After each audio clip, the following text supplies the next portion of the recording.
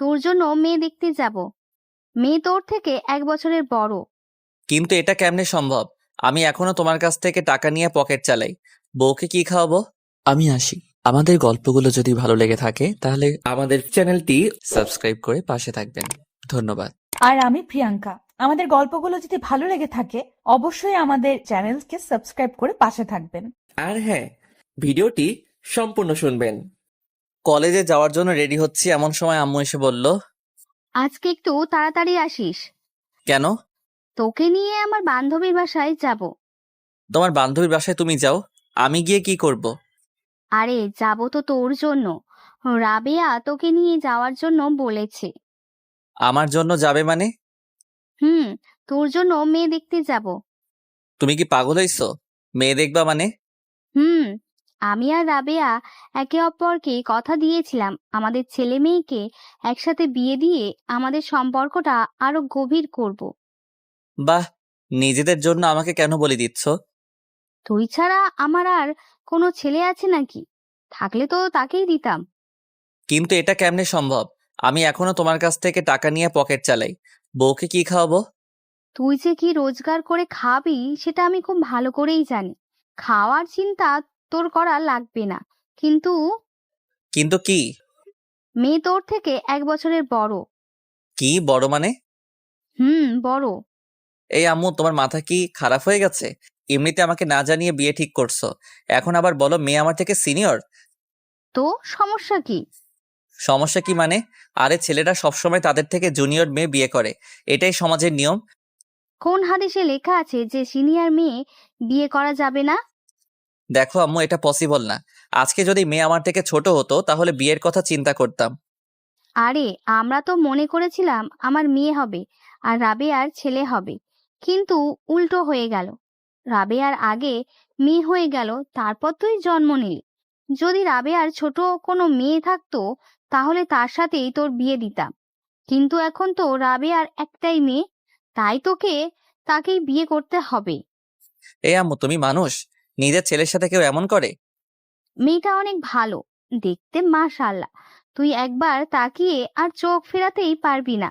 Honours 3য় বর্ষে পড়ে। কি? তৃতীয় বর্ষ মানে? অনার্স 3য় বর্ষে পড়ে। এই আম্মু, তুমি কি মানসিকভাবে অসুস্থ হয়ে গেছো? মেয়েটা আমার থেকে 2 ক্লাস সিনিয়র আর বয়সে 1 বছরের সিনিয়র। এটা কেমনে সম্ভব? লোকজন আমাকে কি বলবে? যার যেটা ইচ্ছে সেটা বলুক। তুই আজকে তাড়াতাড়ি বাসায় আসবি। কিন্তু আম্মু, পুরোটা না শোনার আগেই চলে গেল। দূর শালা, মেজাজটাই খারাপ করে দিল। হায় রে, বন্ধুরা আমাকে কি বলবে? বলবে যে আমি একটা বুড়িকে বিয়ে করছি। হায় আল্লাহ, উঠায় নাও আমারে। চলেন কলেজে যেতে যেতে আপনাদের পরিচয়টা দিয়ে দেই। আমি জুয়েল, আপাতত স্টুডেন্ট। বাকিটা গল্প পড়তে পড়তে জেনে যাবেন। কলেজে গিয়ে মনমরা হয়ে বসে আছি, এমন সময় আসলো 2 হারামি। কি রে ফকিন্নি, একা একা বসে আছিস কেন? কি মামা, ছেঁকা খাইলি নাকি? এই হারামির দল, চুপ থাক। এমনিতে টেনশনে আছি। কেন, কি হয়েছে? আম্মু বিয়া ঠিক করছে, বিকালে মেয়ে দেখতে যাবে। আরে মামা, তোর লাক অনেক ভালো। প্রেম টেম ছাড়া ডাইরেক্ট বিয়ে। ট্রিট দিস দোস্ত। তোর বাদি মশালা, মেয়েটা আমার থেকে সিনিয়র। বাহ, সবকিছু তো ভালোই হচ্ছে। তুই তো সিনিয়র মেয়ে বেশি পছন্দ করিস, তোর জন্য ভালোই হবে। আরে হারামখোর, সিনিয়র পছন্দ করি ঠিক আছে, তার মানে এই নয় যে সিনিয়র কাউকে বিয়ে করব। হালারপুত তামান্নাপুর পেছনে পেছনে ঘুরতি যে ভুলে গেলি উনি সিনিয়র না। ধুর, তামান্নার সাথে অন্য কাউকে মিলাবি না। তামান্না হলে তো কথাই ছিল না। কেন? তামান্নার মধ্যে কি আছে? চুপ কর শালা, এখন একটা বুদ্ধি দে, কি করে বিয়েটা বন্ধ করা যায়। মেয়েটা কেমন? দেখিনি এখনো। আগে দেখে আয়, মেয়েটা দেখ। তোর পছন্দ হলে করিস, না হলে করিস না। কিন্তু আম্মু তো ওর সাথে বিয়ে দিবে। আরে তুই আগে দেখে আয়, সুন্দর হলে আমাকে বলিস, আমি নিজেই করব। আমারও অনেক ইচ্ছে সিনিয়র কাউকে আদর করা। মজা না সত্যি। আগে দেখে আয়, বাকিটা পরে দেখা যাবে। আচ্ছা ঠিক আছে, দেখি কি করা যায়। এরপর 3জন মিলে একসাথে ক্লাসে চলে গেলাম। আমি 2টা ক্লাস করে বাসায় আসলাম, দেখি আম্মু কার সাথে হেসে হেসে কথা বলছে। আমাকে দেখে বলল, ওই তাড়াতাড়ি কর, তোর হবু শাশুড়ি কল দিয়েছে। বুঝতে আর দেরি হলো না আম্মু কার সাথে কথা বলছে। এদিকে রাগে আমার পুরো শরীরটা জ্বলে যাচ্ছে। যাই হোক, খাওয়া দাওয়া করে রেডি হয়ে একটা সিএনজি করে রাবেয়া আন্টিদের বাসার উদ্দেশ্যে রওনা দিলাম। 1 ঘন্টা পর একটা বাসার সামনে গিয়ে গাড়ি থামলো। আমি আর আম্মু ভিতরে গেলাম।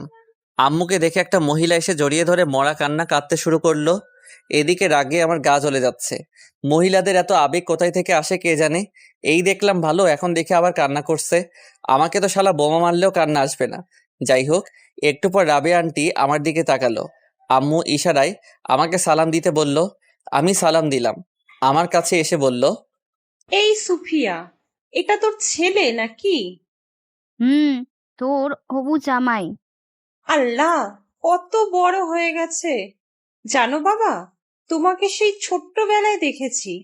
কত হিসু করছো আমার কোলে, তার কোনো হিসাব নাই। এই মুখ এমন করে রাখছিস কেন? একটু হাসি খুশি থাক। হায় রে আম্মু, বুঝলা না তুমি, আমার কান্না আসছে। চুপ কর, একটু পর বউ আসবে তোর সামনে। প্রায় ৪৫ মিনিট বসে আছি, মহারানীর আসার কোনো খবর নাই। অবশেষে আসলো। মহারানীকে দেখে আমি তো পুরো টাসকি খেয়ে গেলাম। আরে, এটা তো তামান্না আপু, যার পিছনে পিছনে আমি এতদিন ঘোরাঘুরি করেছি। তার মানে তামান্নাই রাবেয়া আন্টির মেয়ে। আহ, তামান্না আমার বউ হবে, এ যেন মেঘনা চাইতে বৃষ্টি পাওয়ার মতো। যাই হোক, তামান্না একটা শাড়ি পরে এসেছে দেখে আমি হাঁ করে ওর দিকে তাকিয়ে রইলাম। আমার এমন হাঁ করে তাকিয়ে থাকা দেখে আম্মু আমাকে একটা টোকা দিল। তারপর বাস্তবে ফিরে আসলাম। তামান্না এসে আমাকে চা দিল। আমার মনের ভিতর তো তখন লাড্ডু ফুটছে। বিদ্যা বালানের গানটা মনের ভিতর বাজতেছে, উলালা উলালা তুই হি মেরেই ফ্যান্টাসি। তামান্না এসে আম্মুকে সালাম দিয়ে ভিতরে চলে গেল। আমিও সোফায় বসে রইলাম। আম্মু অনেকক্ষণ রাবিয়া আন্টির সাথে বসে বসে গল্প করলো। তারপর বিয়ের দিন তারিখ ঠিক করে বাসায় চলে আসলাম। বাসায় এসে আমি সানি আর আয়মানকে গ্রুপ কল দিলাম। এই হারামির দল, কোথায় তোরা? কেন, কি হয়েছে? সেটা পরে বলবো। তাড়াতাড়ি রেস্টুরেন্টে আয়, তোদেরকে ট্রিট দিব। ট্রিটের কথা শুনে দুজনেই লেজ উঠিয়ে চলে আসলো। সন্ধ্যায় ওদের সাথে রেস্টুরেন্টে গেলাম। মামা, ঘটনা কি হঠাৎ করেই ট্রিট? দোস্ত, কাম তো হয়ে গেছে। কি মেয়ে পছন্দ হয়েছে নাকি? হুম, ঠিক বলেছিস। না, তুই বললি এই বিয়েটা তুই করবি না। আরে সেটা তো আগে বলেছিলাম, কিন্তু পাত্রীকে দেখার পর সব ঠিক হয়ে গেছে। তা পাত্রীটা কে? তোদের তামান্না আপু। আমাদের ক্যাম্পাসে তামান্না আপু নাকি? যার জন্য তুই কুত্তার মতো পিছনে পিছনে হাঁটতে। এই শালারপু, চুপ কর। আমি কারো পিছনে ঘুরি নাই।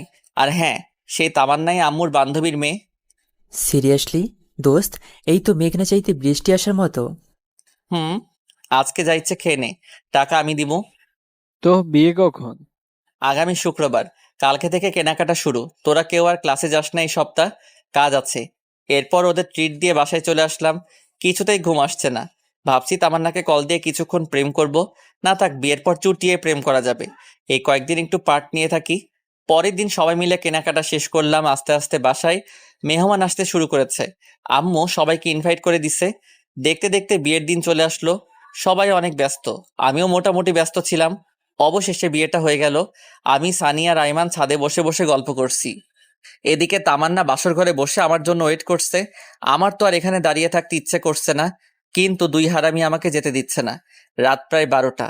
আমি তখনও ছাদে বসে বসে আড্ডা দিচ্ছি। এমন সময় আম্মু আসলো। কি রে, তুই এখনো বসে আছিস যে? তো কি করব? কি করবি মানে? যা ঘরে যা। মেয়েটা সেই কখন থেকে একা একা বসে আছে। আন্টি, আমরা ওকে অনেকবার বলেছি কিন্তু ও আমাদের কথা শুনে না। পুরোটা মিথ্যা। আমি সানির কথা শুনে ওর দিকে অবাক দৃষ্টিতে তাকালাম। তখন আম্মু বলল, যা তাড়াতাড়ি ঘরে যা। ঠিক আছে যাচ্ছি, তুমি নিচে যাও। একটু পর আম্মু চলে গেল। আমি সানিকে একটা লাথি দিয়ে বললাম, এই হারামখোর, তুই আমাকে অনেক যেতে বলেছিস শালা, তোর জন্য আমি যেতে পারছি না, আর তুই বলছিস আমাকে যেতে বলেছিস। আরে মামা, রাগ করিস কেন? আন্টিকে একটু ফার্ম দিলাম আর কি। আচ্ছা, ঠিক আছে, তুই যা। ওকে, যাচ্ছি, দোয়া করিস। এই শোন, হুম, বল। মনে করে বিড়ালটা মারিস, তোর ক্ষমতা দেখিয়ে দিবি, না হলে পুরুষ জাতি তোদের ধিক্কার দিবে। চুপ কর, আমি যাচ্ছি। আচ্ছা ঠিক আছে, যা। যদি বেঁচে থাকিস তাহলে কাল দেখা হবে। আমি একটা হাসি দিয়ে নিচে চলে আসলাম। বাসর ঘরের সামনে দাঁড়িয়ে আছি। কেমন জানি ভয় লাগছে, আবার লজ্জাও। আহারে, নিজের ঘরে নিজে যাব, আর সেখানেই ভয় লাগছে। 1 কেজি সাহস নিয়ে দরজাটা খুললাম। ভিতরে গিয়ে দরজা বন্ধ করে দিলাম। দেখলাম তামান্না মোবাইলে কার সাথে কথা বলছে। আমাকে দেখে মোবাইলটা রেখে দিয়ে চোরের মতো হয়ে গেল। মোবাইলটা রেখে দিল। আমি গিয়ে সামনে দাঁড়ালাম। ভাবছি সে হয়তো সালাম করবে। অনেকক্ষণ দাঁড়িয়ে থাকার পর দেখলাম সে এখনো বসে আছে। আমি মনে করছি আমি তার জুনিয়র, তাই হয়তো সালাম করতে লজ্জা লাগছে বা করবে না। থাক, করা লাগবে না। একটা সালাম আর কিছু যায় আসে না। আমি গিয়ে খাটের উপর বসলাম। তখন তামান্না বলল, তোর সাথে আমার কিছু কথা আছে। বাহ, শুরুতেই তুই আমি বললাম? কি কথা বলেন? আমি তোকে স্বামী হিসেবে মানতে পারবো না। মুহূর্তে যেন আমার পায়ের নিচ থেকে মাটি সরে যেতে লাগলো। নিজেকে শক্ত করে বললাম, কেন পারবেন না? আর সেই কথা বিয়ের আগে বলেননি কেন? বলিনি কারণ আম্মুর কথার উপর আমি কোনো কথা বলতে পারবো না। তাছাড়া বাবা অসুস্থ। এখন যদি আমি বিয়েতে না করি তাহলে বাবা হয়তো আরো বেশি অসুস্থ হয়ে যাবে। আপনার বাবা মায়ের কথা চিন্তা করে আপনি আমার লাইফটা নষ্ট করে দিলেন কেন? আপনার যদি বিয়েতে মত না থাকতো, আপনার বাবা মাকে বলতেন। বলে কোনো লাভ হবে না, ওরা কিছুতেই আমার কথা শুনবে না। আমাকে বলতেন, আমি আম্মুকে বলে দিতাম যে আপনাকে আমার পছন্দ হয়নি। আমি রাশেদকেও অনেকবার বলেছি পালিয়ে যাওয়ার জন্য, কিন্তু ও এখন নাকি কিছু করতে পারবে না, কিছুদিন সময় লাগবে। রাশেদকে? আমার বয়ফ্রেন্ড। তো এখন আপনি কি চান? ডিভোর্স। কথাটা শুনে বুকের ভিতরটা কেমন যেন কেঁদে উঠল। ডিভোর্স তার বললেই হয়ে যাবে না? কমপক্ষে 6 মাস একসাথে থাকতে হবে। কি? 6 মাস? তোকে তো আমার 1 সেকেন্ডও সহ্য হয় না। ডিভোর্স পেতে হলে 6 মাস সহ্য করতে হবে। আচ্ছা ঠিক আছে, আর হ্যাঁ, আর একটা কথা। কি? এই 6 মাস কোনোভাবেই আমার উপর স্বামীর অধিকার খাটাতে আসবি না। ওকে, এই 6 মাস সবার সামনে অন্তত বউয়ের মতো থাকবেন। মা যদি জানতে পারে অনেক কষ্ট পাবে, আর আমি মায়ের কষ্ট সহ্য করতে পারি না। আচ্ছা ঠিক আছে। তারপর আমি রুম থেকে চলে যাচ্ছি, এমন সময় তামান্না আবার ডাক দিল। এই কই যাস? বাইরে। এখানে থেকে কি করব? না, তুই বাইরে যাবি না। কেন? বাইরে গেলে সবাই সব বুঝে যাবে। বাহ, বুদ্ধি আছে। এরপর আমি খাটে ঘুমাতে যাব, এমন সময় তামান্না আবারও চিৎকার দিয়ে ডাক দিল। এই কি করছিস? কেন ঘুমাবো? তো খাটে কেন? তাহলে কোথায় ঘুমাবো? তুই খাটে ঘুমাতে পারবি না, সোফায় ঘুমা। কেন, খাটে ঘুমালে সমস্যা কি? বললাম না তোকে স্বামী হিসাবে মানি না, তাহলে খাটে ঘুমাবি কেন? আমি আর কিছু না বলে একটা বালিশ সোফায় রেখে বারান্দায় চলে গেলাম। ভাবতে লাগলাম, কোন অপরাধের কারণে আল্লাহ এত শাস্তি দিচ্ছে আমাকে। বাইরে তাকিয়ে দেখি সবাই ব্যস্ত। বাবুর্চিরা এদিক ওদিক ঘুরছে। আম্মুও সবার সাথে বসে বসে গল্প করছে। কিছুক্ষণ দাঁড়িয়ে থেকে আবার রুমে চলে আসলাম। দেখি তামান্না কার সাথে মোবাইলে কথা বলছে। আমাকে দেখে আবার মোবাইলটা রেখে দিল। আমি লাইট বন্ধ করে ঘুমাতে যাব, এমন সময় তামান্না আবারও ডাক দিল। কি রে, লাইট কেন অফ করছিস? তো লাইট জ্বালিয়ে কেউ ঘুমায় নাকি? আমি তোকে বিশ্বাস করতে পারছি না, তুই লাইট দে। ধুর, এই রুমেই থাকবো না। এই কই যাস? জাহান্নামে। আপনি তো আমাকে বিশ্বাস করছেন না, এখানে থেকে কি করব? আচ্ছা, ডিম লাইট জ্বালিয়ে রাখ। আমি আর কিছু না বলে ড্রিম লাইটটা জ্বালিয়ে সোফায় ঘুমিয়ে পড়লাম।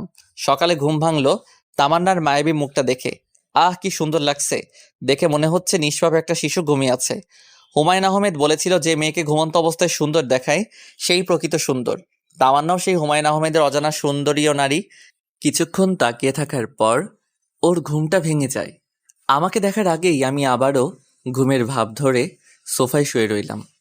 তামান্না উঠে ফ্রেশ হতে চলে গেল। আমি উঠে নাস্তা করে বাইরে চলে গেলাম। সানি আর আয়মানকে গতকাল রাতের ঘটনাগুলো খুলে বললাম। সত্যি তামান্না তোর কাছে ডিভোর্স চাইছে? তো আমি কি মিথ্যা বলছি? তো এখন কি করবি? দেখা যাক। ডিভোর্স দেওয়া ছাড়া আর কোনো অপশন নাই। তোদের কোনো উকিল পরিচিত আছে? আমার কাকা আছে। আচ্ছা, আমি তোকে সব কাগজপত্র দিব। তুই তোর কাকার সাথে কথা বলে রাখিস। ওকে চল, এখন মন খারাপ করে বসে থেকে লাভ নাই, একটু ঘুরে আসি। ও ঠিকই বলছে। আচ্ছা ঠিক আছে, চল। সারাদিন ওদের সাথে ঘোরাঘুরি করে রাত 9টায় বাসায় ফিরলাম। দেখি আব্বু আম্মু সবাই রেগে আগুন হয়ে আছে। কি রে, তুই সারাদিন কোথায় ছিলি? এই তো সানি আর আইমানের সাথে। মোবাইল ধরিসনি কেন? সাইলেন্স ছিল। তোর মধ্যে কি কোনো সেন্স নাই? বাসায় নতুন বউ রেখে বাইরে ঘুরতে লজ্জা করে না? এমন বউ দিয়েছো যে আমার লাইফটাই শেষ করে দিল। কি বললি? কিছু না, খেতে আয়। খাবো না, বাইরে থেকে খেয়ে আসছি। আর কোনো কথা না বলে সোজা রুমে গেলাম। গিয়ে দেখি তামান্না কার সাথে মোবাইলে কথা বলছে। আমাকে দেখে মোবাইলটা রেখে দিল। ওর এসব কাণ্ড দেখে মাথায় পুরো রক্ত উঠে গেল। আমাকে বলল, এই ডিভোর্সের ব্যাপারে কিছু করেছিস? উকিলের সাথে কথা হয়েছে, অন্তত 6 মাস একসাথে থাকতে হবে। তোর তো আমার 1 সেকেন্ডও সহ্য হয় না। না হলে এখানে আছেন কেন? চলে যান এখান থেকে। এতই যখন তারা, বিয়ে কেন করেছেন? তোকে বিয়ে করতে তো আমার বয়েই গেছে। নিজেকে কখনো আয়নায় দেখেছিস? তোর সাথে আমার যায়? ভদ্রভাবে কথা বলুন। এটা আমার বাসা, আপনার নয়। তোর বাসা দেখে আমাকে ধমকাচ্ছিস? লজ্জা হওয়া উচিত তোর। ধুর, ভালো লাগে না। কেন যে এই ফালতু মেয়েকে বিয়ে করতে গেলাম কে জানে। রুম থেকে বের হয়ে সোজা ছাদে চলে গেলাম। ছাদে অনেকক্ষণ বসে থাকার পর রুমে আসলাম। তখনও দেখলাম তামান্না কার সাথে যেন কথা বলছে। আমাকে দেখে আরও হেসে কথা বলছে। কিছু না বলে বালিশ নিয়ে সোফায় ঘুমিয়ে পড়লাম। সকালে ঘুম থেকে উঠে দেখি তামান্না বিছানায় নেই। মনে হয় ওয়াশরুমে গেছে। মোবাইলটা টেবিলের উপর রাখা। আমি তাড়াতাড়ি উঠে মোবাইলটা নিলাম। বাহ, লক করা নেই। সাথে সাথে মেসেজগুলো দেখতে লাগলাম। মেসেজ দেখে আমার পুরো মাথা খারাপ হয়ে আছে। আমি নাম্বারটা নিয়ে নিলাম। দরজার আওয়াজ শুনলাম। মনে হয় তামান্না আসছে। আমি মোবাইলটা রেখে তাড়াতাড়ি বাইরে চলে গেলাম। এভাবেই তামান্না আর আমার দিনগুলো চলতে লাগলো। আমি কলেজে যাওয়া শুরু করলাম। পরের দিন থেকে তামান্নাও চায়। আম্মু বলছে দুজনকে একসাথে যাওয়ার জন্য, কিন্তু তামান্না আমাকে পার্সোনালি নিষেধ করে দিয়েছে। সে আমার সাথে যাবে না। সেদিন ক্লাস শেষ করে আমি বাইরে এসে দেখি তামান্না তার বন্ধুদের সাথে বসে বসে আড্ডা দিচ্ছে আর হাসাহাসি করছে। দেখেই রাগ হতে শুরু করলো। আমি কাছে গেলাম। চলেন। কোথায়? বাসায়। আমি তোর সাথে যাব না, তুই যা। তুই বলার কারণে সবাই হা করে আমার দিকে তাকিয়ে আছে। আম্মু বলেছে আপনাকে সাথে করে নিয়ে যেতে। এই কুত্তা, তোরে না বলছি আমার উপর স্বামীর অধিকার খাটাতে আসবি না? যা, তুই তোর মাকে নিয়ে থাক। মাকে নিয়ে কোনো বাজে কথা বলবেন না। বললে কি করবি? আপনি বাসায় চলুন। এই কথা বলে আমি ওর হাতটা ধরে টানতে চাইছি, এমন সময় ঠাস আমার গালে একটা চড় বসিয়ে দিল। তোর সাহস কি করে হয় আমার হাত ধরার, বেহায়া কোথাকার? এই কথা বলে তামান্না উঠে চলে গেল। আমি গালে হাত দিয়ে দাঁড়িয়ে রইলাম। পুরো ক্যাম্পাসের ছাত্রছাত্রী আমার দিকে তাকিয়ে আছে। লজ্জায় মাথা কাটা গেল। আমি আর দাঁড়িয়ে না থেকে একটা পার্কের পাশে এসে বসে রইলাম। এমন সময় তামান্নার মোবাইল থেকে নেওয়া নাম্বারটার কথা মনে হলো। চিন্তা করলাম কল দিব, কিন্তু না, দিলাম না। নাম্বারটা সেভ করে নিলাম। ইমোতে কানেক্ট হওয়ার পর প্রোফাইলের ছবিটা দেখলাম। একটু সুন্দর হ্যান্ডসাম ছেলে বাইকের উপর বসে আছে। মনে হয় এই ছেলের সাথেই তামান্নার রিলেশন চলছে। ছেলেটাকে দেখে কেমন যেন মনে হলো প্লে বয়। আমি ছবিটা নিয়ে আমাদের বন্ধুদের গ্রুপে দিলাম আর বললাম এই ছেলেকে দেখার সাথে সাথেই আমাকে কল দিতে। তারপর ওখানে আরও কিছুক্ষণ থেকে বাসায় চলে গেলাম। বাসায় যাওয়ার সাথে সাথেই আম্মু এসে ঠাস করে একটা চর বসিয়ে দিল।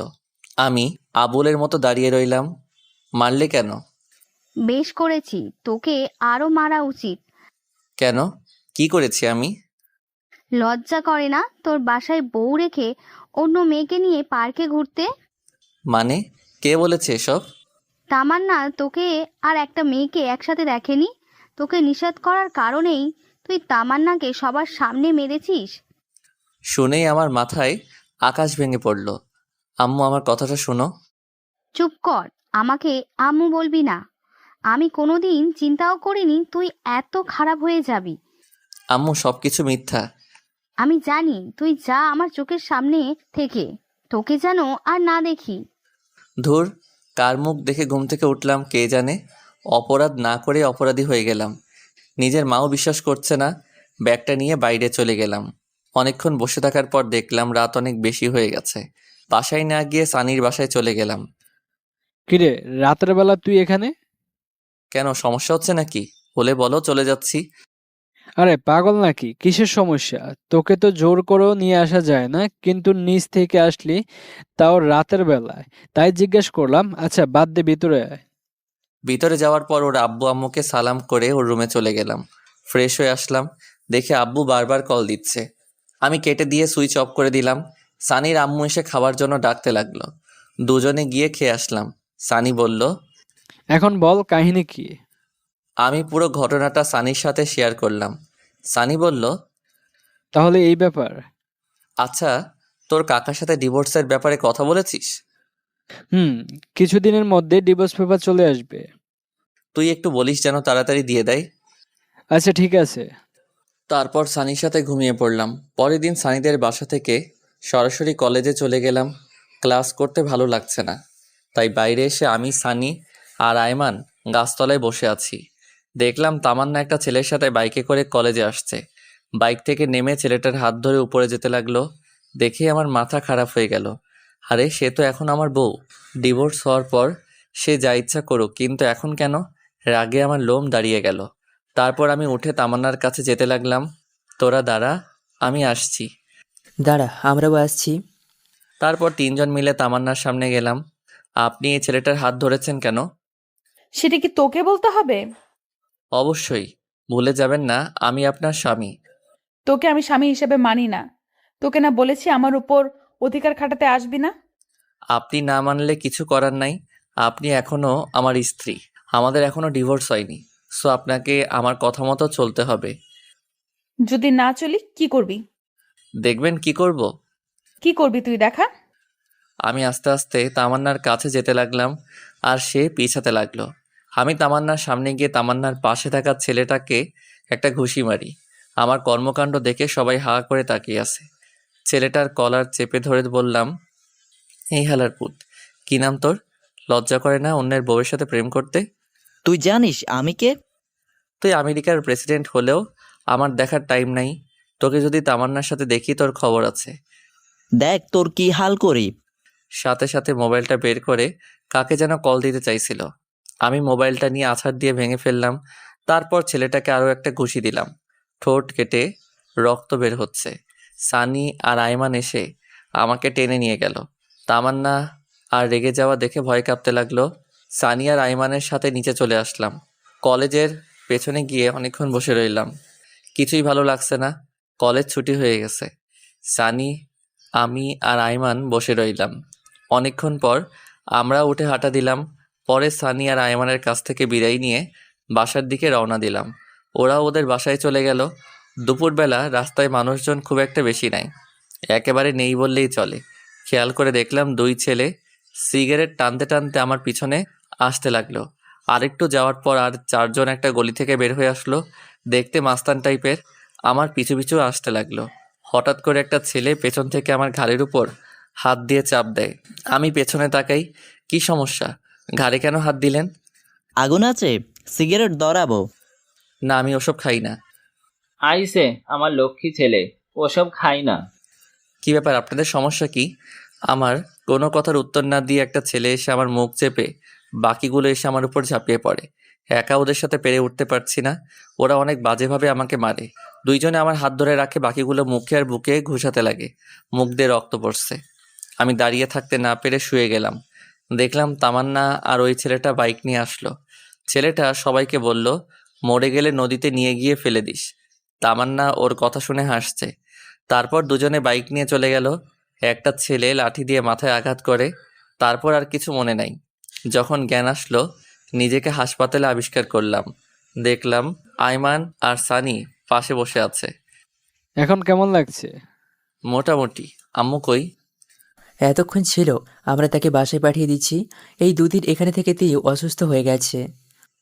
তার মানে 2 দিন পর জ্ঞান আসলো। শরীরের প্রত্যেকটা অঙ্গ ব্যথা করছে। অনেক কষ্টে উঠে বসলাম। তারপর ওদের বললাম, তামান্না আসছিল? হ্যাঁ, একবার আসছিল, ওর বাবা নাকি অসুস্থ, সেখানে চলে গেছে। ও আচ্ছা। তোর এই অবস্থা কি করে হলো? এই, তুই পাগল হয়েছিস? ও ঠিকমতো কথাই বলতে পারছে না, আর তুই ঘটনা জিজ্ঞেস করতেছিস? আচ্ছা বাসায় চলো, ওখানে বলবো। এখন বাসায় যাওয়া যাবে না, তোর আরো 2 দিন থাকতে হবে। এখানে থাকতে ভালো লাগছে না। আম্মুকে একটা কল দে, আজকেই চলে যাব। তারপর আম্মু আসলো। এসে আমাকে ধরে কান্নাকাটি শুরু করে দিল। ডাক্তারের কাছ থেকে অনুমতি নিয়ে বাসায় চলে গেলাম। সেদিন রাতে সানি আর আইমান আমার সাথেই ছিল। তাদের সব ঘটনা খুলে বলি। সানিকে বললাম তাড়াতাড়ি ডিভোর্স পেপারটা যেন রেডি করে। সেদিন তিনজন একসাথে ঘুমিয়ে পড়লাম। পরের দিন দেখি তামান্না ওর বাবার বাড়ি থেকে চলে আসছে। আমাকে দেখে বলল, কিরে বেঁচে আছিস? আমি তো ভাবছি মারা গেছিস। রাগে আমার রক্ত গরম হয়ে গেল। সানিয়া আর আইমান সবকিছু শুনে ফেলেছে। ওদেরকে দেখে তামান্না চোরের মতো রুম থেকে বের হয়ে গেল। সেদিন থেকে ওর সাথে কথা বলি না, এমনকি নিজের রুমেও যাই না। অসুস্থতার জন্য কলেজে যেতে পারছি না। তামান্না ঠিকই যাচ্ছে। কলেজে গিয়ে যে কী করে সেটা আমি খুব ভালো করেই জানি। এভাবে আরও 1 সপ্তাহ কেটে গেল। তামান্নার ব্যবহার আরও খারাপ হতে লাগলো। একদিন সকালবেলা ঘুরতে বের হয়েছি, এমন সময় ফাহাদের কল আসলো। কী রে, কী অবস্থা? এই তো মোটামুটি। তোর কি অবস্থা? আসি আগের মতো। বন্ধু, তুই যে একটা ছেলের ছবি দিয়েছিলি মনে আছে? কি হয়েছে এখন? ওই ছেলেটা একটা মেয়ের সাথে পার্কে বসে আছে। আরে কি বলিস, কোন পার্ক? ফাহাদ ঠিকানা দিল। ঘড়ির দিকে তাকিয়ে দেখি 11টা বাজে। তামান্না কি কলেজের নাম দিয়ে ছেলেটার সাথে পার্কে গেছে? কেমন জানি খারাপ লাগছে। বিয়ের পরও এসব করে? আর ছেলেটাই বা কেমন? অথচ মা তামান্নার কথা শুনে আমাকে অবিশ্বাস করে। না, এত কিছু ভেবে লাভ নেই, আগে পার্কে যাই, দুজনের একসাথে কয়েকটা ছবি নেই, তারপর আম্মুকে দেখাবো, সহজেই ডিভোর্সটা হয়ে যাবে। তাড়াতাড়ি পার্কে গেলাম, ফাহাদও সেখানে দাঁড়িয়ে আছে। দুজনে ভিতরে গেলাম, দেখলাম সেই ছেলেটা যে লোক পাঠিয়ে আমাকে মেরেছে তামান্নাকে বাইকে উঠিয়ে ঘোরাফেরা করে। ছেলেটাকে স্পর্শ দেখা যাচ্ছে কিন্তু মেয়েটাকে দেখা যাচ্ছে না। আমার কেমন যেন মনে হচ্ছে এই মেয়েটা তামান্না নয়। উল্টো পথে গিয়ে দেখি আসলে মেয়েটা তামান্না নয়। তার মানে ছেলেটা এরকম আরও অনেক মেয়ের সাথেই প্রেমের অভিনয় করে। শালারে দেখলেই মনে হয় একটা প্লে বয়। কোনো কিছু না ভেবে ভিডিও করা শুরু করলাম। বাহ, কি সুন্দর একজন আরেকজনকে জড়িয়ে ধরে আছে, হাতে হাত রেখে হাসাহাসি করছে। ফাহাদকে বললাম তুই ভিডিও করতে থাক, আমি যেটুকু করেছি সেটা তামান্নাকে পাঠাই। সাথে সাথেই তামান্নাকে পাঠিয়ে দিলাম। তামান্না ভিডিওটা দেখে আমাকে কল দেওয়া শুরু করলো, আমি ধরলাম না। তারপর সে আমাকে একটা SMS দিল জায়গাটা কোথায় সেটা বলার জন্য। আমি পার্কের নাম সেন্ড করে দিলাম। 10 মিনিটের মধ্যেই তামান্না সেখানে এসে হাজির। আমি আর ফাহাদ লুকিয়ে গেলাম। তামান্না পাগলের মতো ছেলেটাকে খুঁজতে লাগলো। তারপর ছেলেটাকে দেখে ফেলে। ছেলেটার সামনে গিয়েই ওর শার্টের কলার চেপে ধরে ঠাস ঠাস 2টা চড় বসিয়ে দেই। ছেলেটা রাগী দৃষ্টিতে তামান্নার দিকে তাকায়। তামান্না বলতে থাকে, ছি, তোর লজ্জা করে না আমার সাথে রিলেশন করে এখন অন্য মেয়ের সাথে টাঙ্কি মারতে? তুমি যা ভাবছো তা নয়, আমার কথাটা একটু শোনো। কি শুনবো তোর কথা? যা দেখার তা তো নিজের চোখেই দেখলাম। তামান্নার কথা শুনে ছেলেটার পাশে থাকা মেয়েটা রেগে যায়। তারপর সেও ছেলেটাকে একটা চড় দিয়ে চলে যায়। আমি আর ফাহাদ বসে বসে হাসতেছি। শালা প্লে বয়, এবার ঠেলা সামলা। মেয়েটা চলে যাওয়ার পর ছেলেটা তামান্নার গালে একটা চড় বসিয়ে দেয়। সাথে সাথে আমার মাথা খারাপ হয়ে গেল। ইচ্ছে করছিল ছেলেটাকে মেরে পুঁতে ফেলি, কিন্তু না, তামান্নাও আমাকে অনেক কষ্ট দিয়েছে। এবার বুঝুক ভালোবাসার মানুষ কষ্ট দিলে কেমন লাগে। বেশি আলগা পিরিত দেখালে এমনটাই হয়। ছেলেটা তামান্নাকে বলতে লাগলো, এই তুই আমাকে পারিয়ার সামনে অপমান করলি কেন? বেশ করেছি। তুই আমার সাথে রিলেশনে থেকে আবার অন্য মেয়ের সাথে কি? কি, তোর সাথে রিলেশন? কি করে ভাবলি আমি তোর সাথে প্রেম করতেছি? মানে আমি তোর সাথে কোনো রিলেশন করিনি। যা ছিল সেটা হচ্ছে টাইম পাস। আর তোর মতো মেয়েকে আমি আমার স্ত্রী বানাবো সেটা ভাবলি কি করে? কেন, আমি কি করছি? পারবি না কেন? যে মেয়ে বাসায় স্বামীর সাথে খারাপ ব্যবহার করে, বিয়ের পরেও অন্য ছেলের সাথে রিলেশন করে, তাকে আমার বউ বানাবো? এটা জীবনেও সম্ভব নয়। প্রপোজ করার সময় এটা মনে ছিল না? সব ছিল। তোর সাথে জাস্ট টাইম পাস করেছি, টাকা নেওয়ার জন্য, আত্মশরীর ভোগ করার জন্য। টাকা তো খেয়েছি, কিন্তু শরীরটা এখনো বাকি আছে। আর আমি বিয়ে করব পারিয়াকে। ওর বাবার অনেক টাকা, তোর বাবার কি আছে? তামান্না সাথে সাথে ছেলেটাকে আরো একটা চড় মারে। তারপর কান্না করতে করতে বলে, তোর মতো বাটপার আমি কখনো দেখিনি। তোর জন্য আমি জুয়েলকে অনেক কষ্ট দিয়েছি। আজ থেকে তোর আর আমার সম্পর্ক এখানেই শেষ। আর কখনো আমার সামনে আসবি না। এ কথাগুলো বলে তামান্না কাঁদতে কাঁদতে চলে যায়। ছেলেটা গালে হাত দিয়ে আবুলের মতো দাঁড়িয়ে থাকে। তামান্নার কথা ভেবে খারাপ লাগছে। বেচারি সত্যি অনেক ভালোবাসতো ছেলেটাকে। আবার অনেক আনন্দও লাগছে যে ফকিন্নি আমার সাথে অনেক বাজে বিহেভ করেছে। এবার ঠেলা বোঝ, আর কিছুদিন আমিও তোরে ডিভোর্স দিব। তখন বুঝবি তোর জীবনে এই জুয়েলের গুরুত্ব কি পরিমাণ ছিল। যাই হোক, ফাহাদকে একটা ধন্যবাদ দিলাম। সে ছেলেটাকে না দেখলে হয়তো ছেলেটা তামান্নার সাথে শারীরিক রিলেশনও করে ফেলতো। আল্লাহ বাঁচাইছে। আমি মোবাইলটা বের করে আমাদের বন্ধুদের মেসেঞ্জার গ্রুপে একটা মেসেজ লিখলাম, দুপুরে সবাই সিজলার রেস্টুরেন্টে আসিস, আমি ট্রিট দিব। মেসেজ পেয়ে সবাই লেজ উঠিয়ে ট্রাঙ্ক রোডে চলে আসলো। সবাই সেখান থেকে সিজলারে গেলাম। আমি, সানি, আয়মান, হাকিম আর ফাহাদ সবাই মিলে খাওয়া দাওয়া করলাম। আয়মান আমাকে জিজ্ঞেস করলো, হঠাৎ ট্রিট কেন? আমি সব ঘটনা খুলে বললাম। সবাই মোটামুটি খুশি। সানিকে জিজ্ঞেস করলাম, ডিভোর্স লেটার ঠিক হতে আর কয়দিন লাগবে? সে বলল, আরও কিছুদিনের মধ্যে হয়ে যাবে। বিকালে আর বাসায় গেলাম না, সবাই মিলে আড্ডা দিলাম। রাতে বাসায় গেলাম। কিরে, সারাদিন কই ছিলি? এই তো বন্ধুদের সাথে। এই অসুস্থ শরীর নিয়ে বন্ধুদের সাথে কি? এই তোর সাথে কি তামান্নার কিছু হয়েছে? না, কেন? দুপুরে এসে না খেয়ে শুয়ে আছে। অনেকবার ডেকেছি, খাবে না বলেছে, রুম থেকে বের হচ্ছে না। আমি কিছু জানি না। দেখ তো বাবা, মেয়েটা কিছু খাচ্ছে না। এভাবে না খেয়ে থাকলে তো অসুস্থ হয়ে যাবে। নিজের ছেলে যে না খেয়ে আছে সেদিকে খেয়াল নেই। আচ্ছা, দেখতেছি। যা ডেকে নিয়ে আয়, দুজনে একসাথে খেতে আয়। তারপর রুমে গেলাম, দেখি তামান্না উল্টো হয়ে শুয়ে আছে। আমাকে দেখেই উঠে বসলো। আমি কিছু না বলে ওয়াশরুমে চলে গেলাম। ফ্রেশ হয়ে এসে বললাম, আম্মু খাবার জন্য ডেকেছে, খেতে চলেন। আমি খাবো না, তুমি খেয়ে নাও। আমি তো অবাক হয়ে গেলাম, যেই মেয়ে আমাকে তুই ছাড়া কথা বলতো না, আর সেই আমাকে তুমি করে ডাকছে। খাবেন না কেন? দুপুরেও তো কিছু খাননি। আম্মু বলল, আপনার মুখে এগুলো কিসের দাগ? কিছু মশা মারতে গিয়ে। খেতে আসেন, সবাই বসে আছে। আর কিছু না বলে খেতে চলে গেলাম। খাওয়া শুরু করে দিলাম, কিন্তু সে আসছে না। কেন, কিছু হয়েছে? শরীর খারাপ মনে হয়। ওহ আল্লাহ, কি বলিস? ডাক্তারকে কল দে। আরে ধুর, তেমন অসুস্থ না, ঘুমালে ঠিক হয়ে যাবে। আমি আর আম্মু খেয়ে নিলাম। চলে যাওয়ার সময় আম্মু বলল, জুয়েল, কিছু বলবে? বলছিলাম কি, তুই খাবারটা রুমে নিয়ে যা, ওর খিদা লাগলে খেয়ে নিবে। প্লিজ বাবা, না করিস না। কি আর করা, ইচ্ছা না থাকা সত্ত্বেও খাবারগুলো রুমে নিয়ে গেলাম। খাবারগুলো টেবিলের উপর রাখলাম। তামান্নাকে বললাম, ভাত নিয়ে আসছি, খেয়ে নিন। খাবো না, খিদে নেই। না খেলে শরীর খারাপ করবে, খেয়ে নিন। আর কিছু না বলে বালিশটা নিয়ে সোফায় শুয়ে পড়লাম। তামান্না কিছু একটা বলতে গিয়েও বলল না। রাতের বেলা হঠাৎ কিছু একটা শব্দ শুনে ঘুমটা ভেঙে গেল। তাকিয়ে দেখি তামান্না পাগলের মতো খাবারগুলা খাচ্ছে। আমি মুচকি হেসে মনে মনে বললাম, গরিবের কথা বাসি হলেও মিষ্টি হয়। আমি না জাগার ভান ধরে শুয়ে আছি, তামান্না একবার খাবারের দিকে তাকায়, আরেকবার আমার দিকে তাকায়। তারপর ঘুমিয়ে পড়লাম। ঘুম থেকে উঠে দেখি তামান্না নিজের কম্বলটা আমার গায়ে জড়িয়ে দিয়ে কোথায় যেন চলে গেছে। উঠে ফ্রেশ হয়ে নিলাম। খাওয়ার টেবিলে গিয়ে দেখি পছন্দের সব খাবার। ঘটনা কি? আজকে তো বিশেষ কোনো দিন না। আম্মুকে জিজ্ঞেস করলাম, আজকে এগুলো কেন? আম্মু হেসে বলল, তামান্না নাকি আমার জন্য নিজের হাতে বানিয়েছে। আসলেই মেয়েদের মন বোঝা জীবনেও সম্ভব নয়। এরা কখন কি করে নিজেও জানে না। কিছু না বলে খেয়ে নিলাম। তারপর রেডি হয়ে বাইরে চলে গেলাম। আজকে আড্ডা দেওয়ার জন্য যাচ্ছি না, একটা চাকরির জন্য ইন্টারভিউ দিতে যাচ্ছি। বসে বসে তো অনেক খাইলাম, এবার ফ্যামিলির পাশে দাঁড়ানো উচিত। ইন্টারভিউ দিয়ে বন্ধুদের সাথে কিছুক্ষণ আড্ডা দিয়ে রাতে বাসায় আসলাম। সবাই একসাথে খেয়ে নিলাম। রুমে গিয়ে শুয়ে শুয়ে মোবাইল টিপতেছি, এমন সময় তামান্না রুমে আসলো। আমি উঠে ছাদে চলে গেলাম। কিছুক্ষণ সেখানে বসে বসে গান শুনলাম।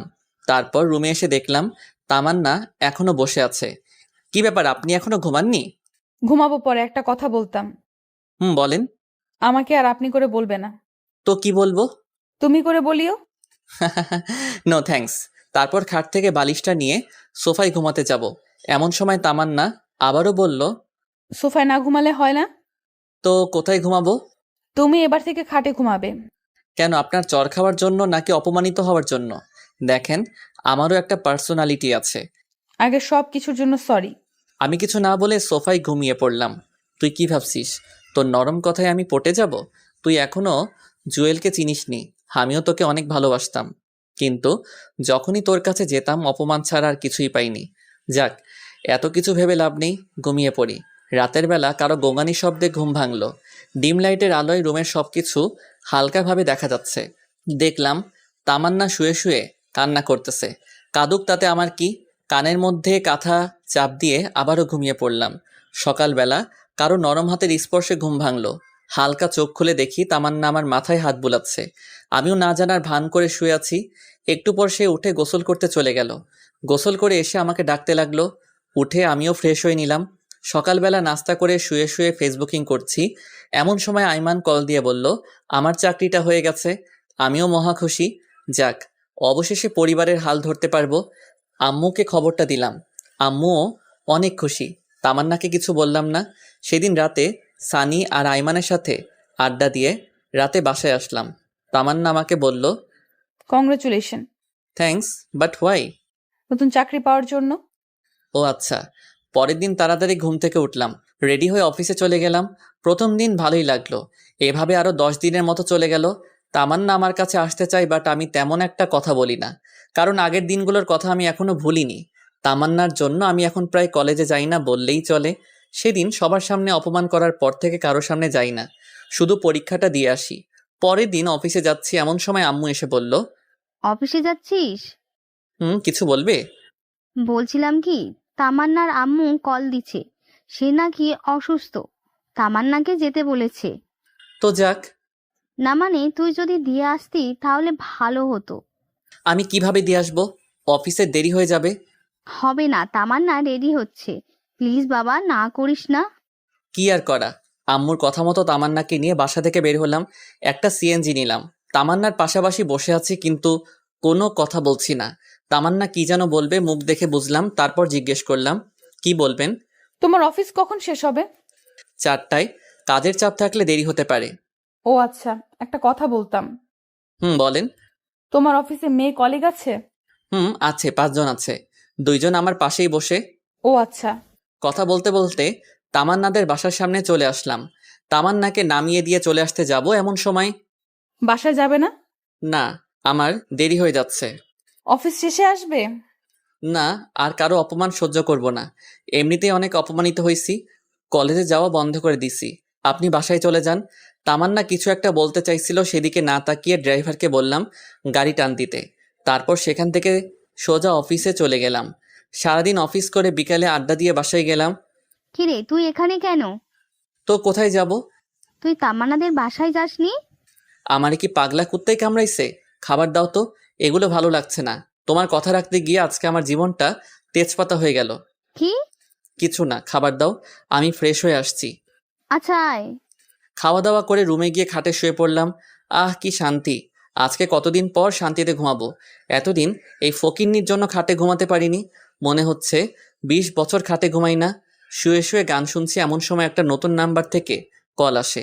হ্যালো, আসসালামু আলাইকুম। কে বলছেন? আমি আরে আমিটা কে? আমি তামান্না বলছি।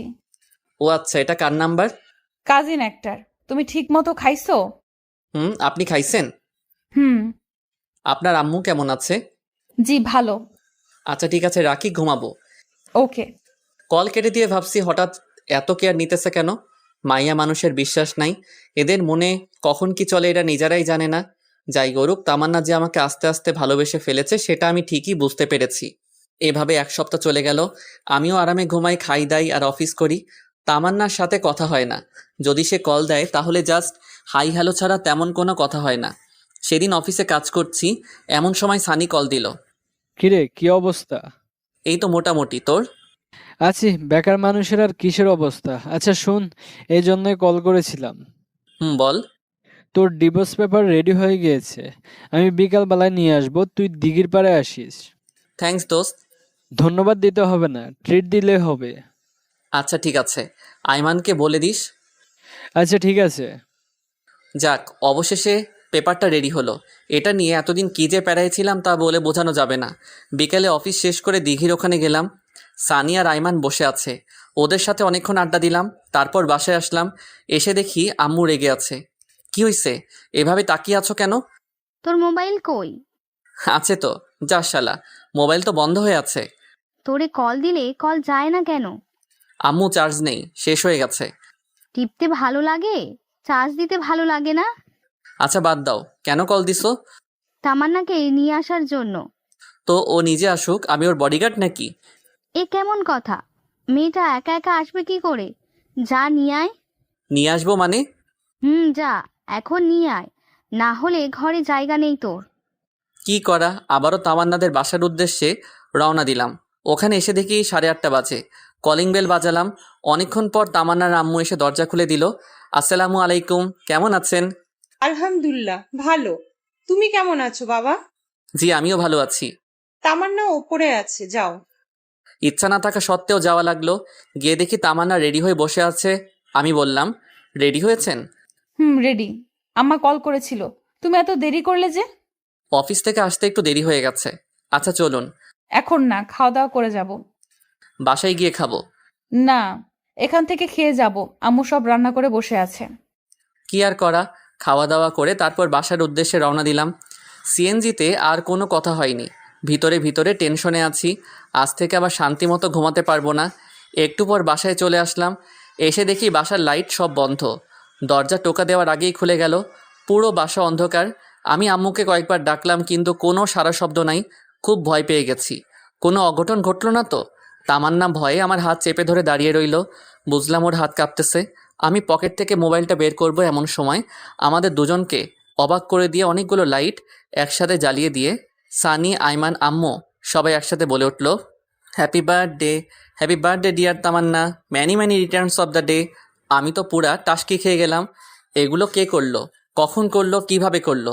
আমি তো এই 2 ঘন্টা আগেই বাসায় ছিলাম, তখন তো তেমন কিছুই ছিল না। আমি ভাবছি আর তামান্না আম্মুকে বলল, আম্মু, আপনি কি করে জানলেন আজকে আমার জন্মদিন? আর এত কিছু কে করেছে? সবাই একসাথে আমাকে দেখিয়ে দিল। আমি আরও একটা টাসকি খেলাম। যাই হোক, সবাই মিলে কেক কাটলাম। তামান্না প্রথমে আমাকে খাইয়ে দিল, আমিও খাইয়ে দিলাম। একে একে সবাই খাওয়া দাওয়া করে অনেক মজা করলাম। সানিয়া, রাইমান তামান্নাকে অনেকগুলো গিফট দিল। আম্মু একটা রিং দিল, বাকি শুধু আমি আছি। সানি হঠাৎ করে বলল, জুয়েল তার গিফট কালকে সকালে দিবে। আমি নির্বাক হয়ে দাঁড়িয়ে রইলাম। পরে আমি, সানিয়া, রাইমান ছাদে চলে গেলাম। কিরে তোরা এত কিছু কি করে জানিস? আমরা জানতাম না, আন্টি আমাদেরকে বলছে, আর তোকে কিছু বলতে নিষেধ করেছে। ও আচ্ছা। এই সানি, তুই যে বলিস সকালে গিফট দিব, কি গিফট দিব? আরে বেটা, তামান্না তোর কাছে ডিভোর্স চাইছে না? ডিভোর্স পেপার তো রেডি, সকালে দিয়ে দিবি। আর এটা হবে তামান্নার জন্য সবচেয়ে বড় উপহার। ঠিক, চল, অনেক রাত হইছে, ঘুমিয়ে যাই। চল। এরপর বাসায় চলে আসলাম। সানি আর আইমানকে রুম দেখিয়ে দিয়ে আমি আমার রুমে গেলাম। দেখলাম তামান্না বসে বসে মোবাইল টিপতেছে। আমি যাওয়ার পর, থ্যাঙ্কস কেন? এত বড় সারপ্রাইজ দেওয়ার জন্য। ঘুমিয়ে যান, অনেক রাত হইছে। তারপর বিছানা থেকে বালিশ নিয়ে সোফায় যাচ্ছি এমন সময় তামান্না বলল, আমার গিফট? কালকে অফিসে যাওয়ার আগে টেবিলের উপর রেখে যাব। ওকে, একটা কথা বলার ছিল। বলেন। সোফায় না ঘুমালে হয় না? তো কোথায় ঘুমাবো? খাটে ঘুমাও। নো থ্যাঙ্কস, আপনি ঘুমিয়ে যান। আর কোনো কথা না বলে ঘুমিয়ে গেলাম। সকালে উঠে দেখি তামান্না আমার আগে উঠে গেছে। আমি ফ্রেশ হয়ে ডাইনিং রুমে গিয়ে দেখি আম্মু রান্না করছে আর তামান্না সেগুলো টেবিলের উপর সাজিয়ে দিচ্ছে। তারপর নাস্তা করে রেডি হয়ে ডিভোর্স পেপারটা হাতে নিলাম। অনেক কষ্ট হচ্ছে সাইন করতে। অনেক ভালোবেসে ফেলেছি মেয়েটাকে, কিন্তু কিছু করার নাই। হয়তো সে অন্য কারো কাছে আমার থেকে বেশি ভালো থাকবে। আমি চাই সে সবসময় ভালো থাকুক। মনকে শক্ত করে সাইনটা করে দিলাম। আরও ছোট একটা চিটকুট লিখলাম, আজকে আপনাকে মুক্ত করে দিলাম। আপনার জন্মদিনে আপনার বেস্ট চাওয়াটাই আমি পূরণ করার চেষ্টা করেছি। আশা করি আপনি সাইনটা করে দিবেন। অনেক বেশি ভালো থাকবেন। আল্লাহ যেন আপনাকে অনেক ভালো রাখে, সেই দোয়াই রইল। চিরকুট আর ডিভোর্স পেপার টেবিলের উপর রেখে চলে গেলাম অফিসে। যাত্রাপথে হাকিমের সাথে দেখা। কিছুক্ষণ আড্ডা দিয়ে অফিসে গেলাম। 20 মিনিট দেরি হওয়ায় বস ইচ্ছামতো ঝাড়ি দিল। রাগে মোবাইল সাইলেন্ট মুড করে রেখে দিয়ে কাজ করতে শুরু করি। অন্য দিনের তুলনায় আজকে একটু কাজের চাপ বেশি ছিল, কিন্তু কিছু করার নাই। বেশি বাড়াবাড়ি করলে চাকরিটাই চলে যাবে। বিকেলবেলা অফিস থেকে মোবাইলটা বের করে তো মাথায় আকাশ ভেঙে পড়ল। আম্মু 122টা কল দিছে। তামান্নার আম্মুও অনেকগুলো কল দিছে। সানি আর আইমানের কল ও মেসেজ দেখে মাথা নষ্ট। এত কল, এত মেসেজ, অথচ আমি টেরই পেলাম না। মোবাইল হাতে নিয়ে দেখি তামান্নার আম্মু আবার কল দিছে। হ্যালো। কোনো কথা বলছে না, শুধু কান্না করতেছে। আমি কল কেটে দিয়ে আম্মুকে কল দিলাম। আম্মুও কল ধরছে না। এরপর আইমানকে কল দিলাম। হ্যালো দোস্ত, কি অবস্থা? কি রে, তুই কল ধরিস না কেন? আসলে অফিসে কাজের চাপ বেশি ছিল তাই। এখন কই আছস? এই তো ট্রাঙ্ক রোড। তাড়াতাড়ি মানারাত হাসপাতালে আয়। কেন, কি হয়েছে? তামান্না সুইসাইড করতে চাইছিল, পরে আমরা সবাই মিলে হাসপাতাল নিয়ে আসছি। কি? সুইসাইড করতে চাইছিল মানে? দাঁড়া, আমি এক্ষুনি আসছি। তাড়াতাড়ি আয়। কল কেটে দিয়ে হাসপাতালের উদ্দেশ্যে রওনা দিলাম। কেমন জানি খুব টেনশন হচ্ছে। তামান্না হঠাৎ করে সুইসাইড করবে কেন? সেখানে গিয়ে দেখি আম্মু, সানি আর আইমান আর তামান্নার আম্মু বাইরে বসে আছে। আমাকে দেখে সবাই উঠে দাঁড়ালো। আম্মুকে এসেই ঠাস করে আমার গালে একটা চর বসিয়ে দিল। আমি আবুলের মতো গালে হাত দিয়ে দাঁড়িয়ে রইলাম। বাবা, তোমার সাথে কি তামান্নার কিছু হয়েছে? জি না, আমার সাথে তো কিছু হয়নি। তাহলে সে সুসাইড করতে গেল কেন?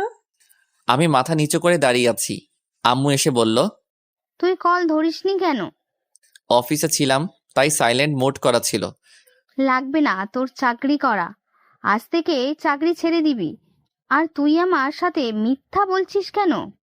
কি মিথ্যা? তামান্না এতদিন তোর সাথে যা যা করেছে সেগুলো আমাকে বলিসনি কেন? তোমাকে এগুলো কে বলেছে? আম্মু সানি আর আইমানের দিকে তাকালো। আমি বুঝে গেলাম ওরাই আম্মুকে সব ঘটনা বলে দিছে। সানি আর আইমানের দিকে আমি রাগী দৃষ্টিতে তাকালাম। ওরা নিচের দিকে তাকিয়ে আছে। এমন সময় ডাক্তার এসে বলল তামান্নার জ্ঞান ফিরেছে। আম্মু আর শাশুড়ি ভিতরে গেল। সানি আর আইমান ভিতরে যেতে চাচ্ছিল। আমি বললাম, এই তোরা দাঁড়া। কিছু বলবি? আম্মু ওকে কথাগুলো কে বলেছে? একজন অন্যজনের দিকে তাকিয়ে আছে। কিরে, কথা বলিস না কেন? আমরা দুজনেই বলেছি। কেন বলেছিস? জানিস আম্মু কত কষ্ট পাবে? কারণ তামান্নাকে আম্মুই পছন্দ করেছে। আন্টিকে না বলে কোনো উপায় ছিল না। তিনি আমাদের যেভাবে চাপের মুখে ফেলছে, না বলে থাকতেই পারেনি। সরি দোস্ত। বন্ধু, একটা কথা বলতাম। কি? আমার মনে হয় ডিভোর্সটা না দিলেই ভালো হয়। কেন? হঠাৎ এটা মনে হলো কেন? দেখ, তামান্না তোকে আগে ইগনোর করতো, সেটা আমরা সবাই জানি, কিন্তু এখন সে তোকে অনেক ভালোবাসে। দেখছিস না, ডিভোর্স পেপার পাওয়ার সাথে সাথে সে সুইসাইড করতে যাচ্ছিল। দোস্ত, ডিভোর্স দিস না, সবকিছু আবার নতুন করে শুরু কর। এই সব কিছুই আমার মনে মনে ছিল। আসলে তামান্নাকে বোঝাতে হবে ভালোবাসার মানুষ কষ্ট দিলে কেমন লাগে, তাই তাকে আরো কিছু শাস্তি দিতে হবে। আচ্ছা, দেখা যাবে। শোন, তামান্নাকে আরো কিছু শাস্তি দিতে হবে। আমার সাথে যেগুলা করেছে সেগুলোর ফল ওকেও ভোগ করতে হবে। তুই এই অবস্থায় ওর শাস্তি দিতে চাইছিস? কিভাবে দিবি? সময় হলে দেখবি।